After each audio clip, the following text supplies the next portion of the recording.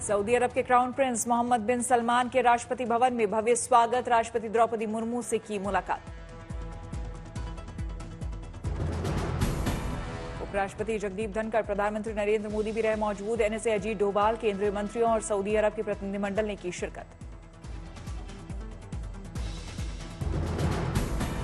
मोहम्मद बिन सलमान ने प्रधानमंत्री मोदी, लोकसभा स्पीकर ओम बिरला और केंद्रीय मंत्रियों से की मुलाकात। सऊदी अरब डेलीगेशन से भी मिले पीएम मोदी।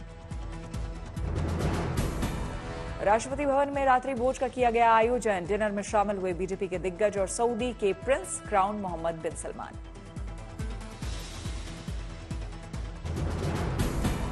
सऊदी अरब ने मीडिया ओएसिस की मेजबानी की। विजन 2030 को किया प्रदर्शित। कार्यक्रम का उद्देश्य पर्यटन, मनोरंजन, प्रौद्योगिकी, संस्कृति और खेल के क्षेत्रों में जोर देना।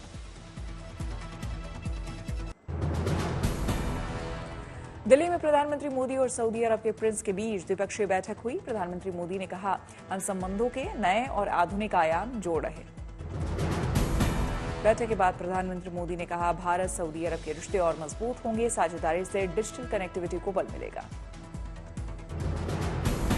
प्रधानमंत्री ने कहा, भारत सऊदी अरब की दोस्ती पूरी दुनिया के लिए अहम। दोनों देश मिलकर मानवता के लिए काम करेंगे।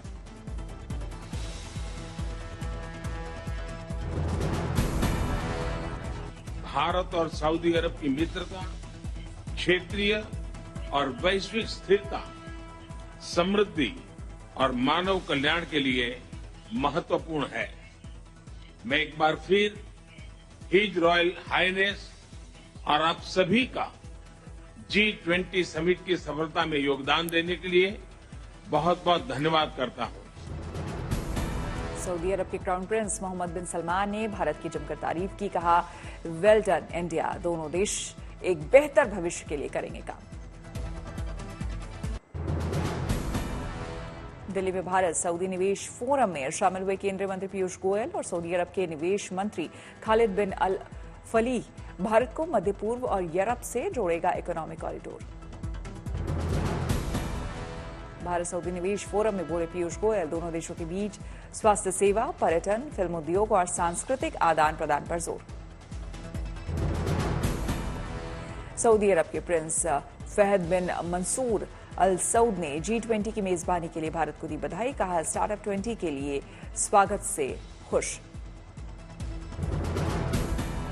सऊदी अरब के प्रिंस फहद बिन मंसूर अल सऊद ने कहा, यह सिर्फ शुरुआत है। बहुत जल्द हम इन समझौता ज्ञापनों के परिणामों की करेंगे घोषणा। भारत सऊदी अरब संबंध पर भारतीय विदेश मंत्रालय का बयान। भारत और सऊदी अरब द्विपक्षीय व्यापार $100 अरब तक पहुंचाने पर हुए सहमत।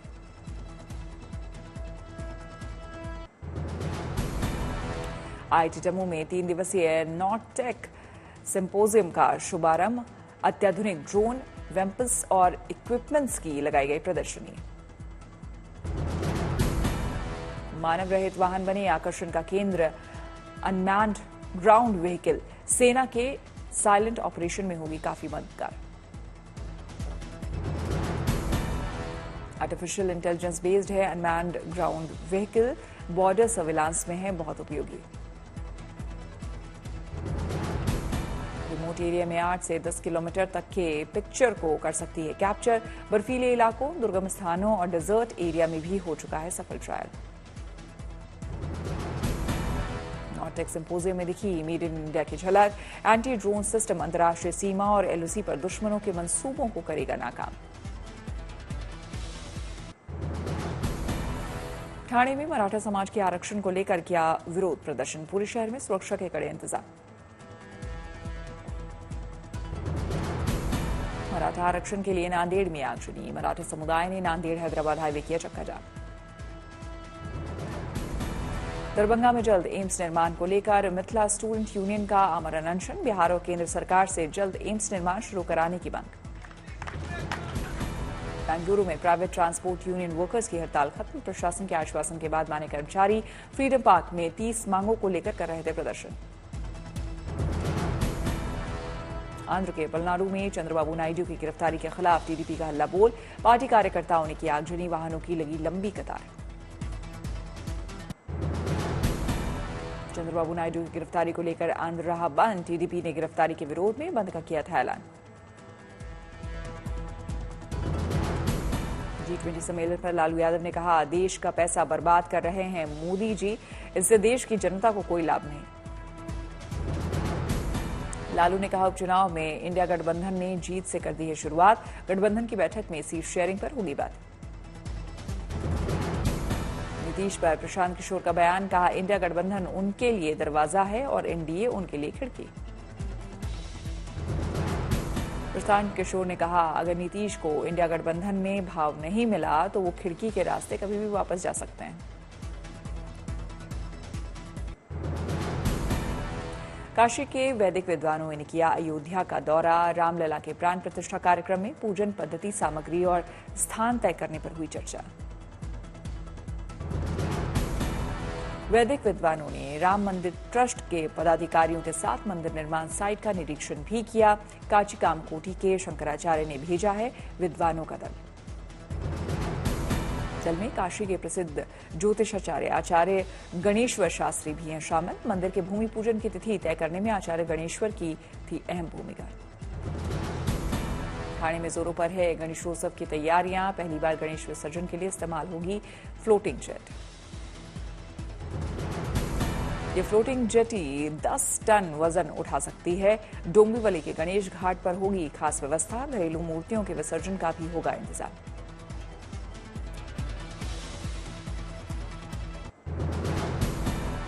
वाशिम में सावन के आखिरी सोमवार पर निकली भव्य कांवड़ यात्रा। यात्रा में 7 कांवड़ मंडल हुए शामिल।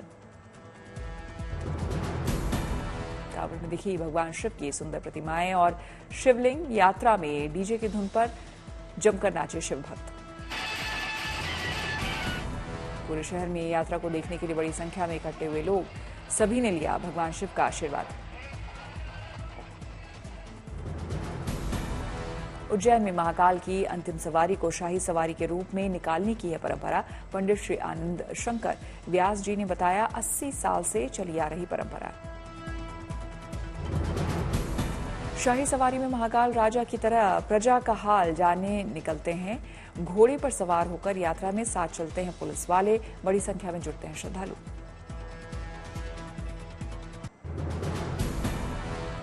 दिल्ली मेट्रो में सफर करने पहुंचे स्टेशन केंद्रीय मंत्री गिरिराज सिंह। स्टेशन पर प्रधानमंत्री मोदी के कटआउट के साथ खिंचवाई फोटो।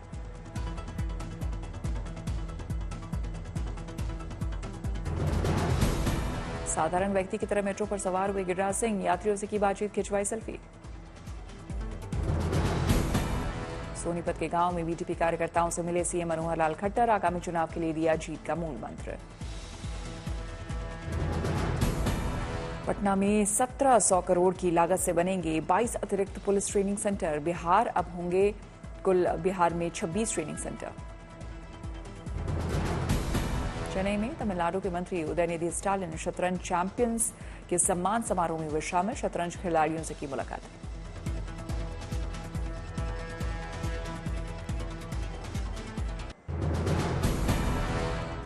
उबर और इंडियन नेवी के बीच दिल्ली में साइन हुआ MOU. Chief of naval staff R Hari Kumar meeting में रहे मौजूद।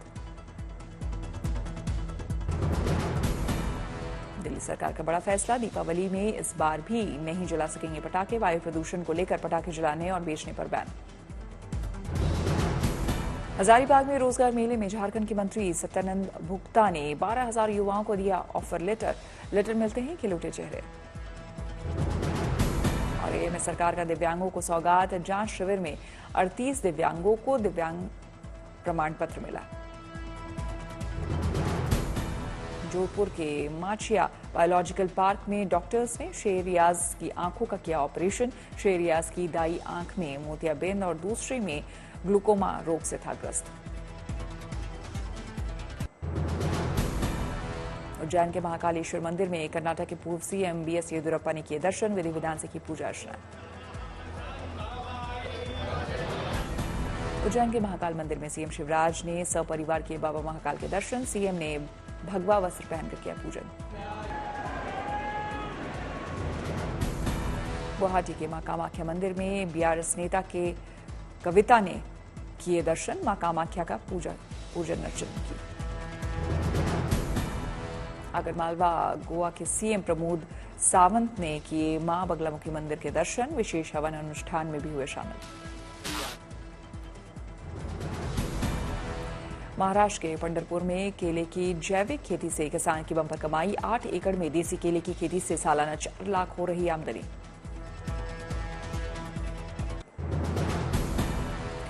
दिल्ली में नेता ज्योति मिर्धा और सवाई सिंह चौधरी ने जेपी नड्डा से की मुलाकात। दोनों नेताओं ने जेपी नड्डा को भेंट किया गुलदस्ता। टाटानगर रेलवे स्टेशन से सांसद विद्युत वरण महतो ने टाटा आरा ट्रेन को दिखाई हरी झंडी। अब लोगों को टाटानगर से यूपी आने में होगी आसानी।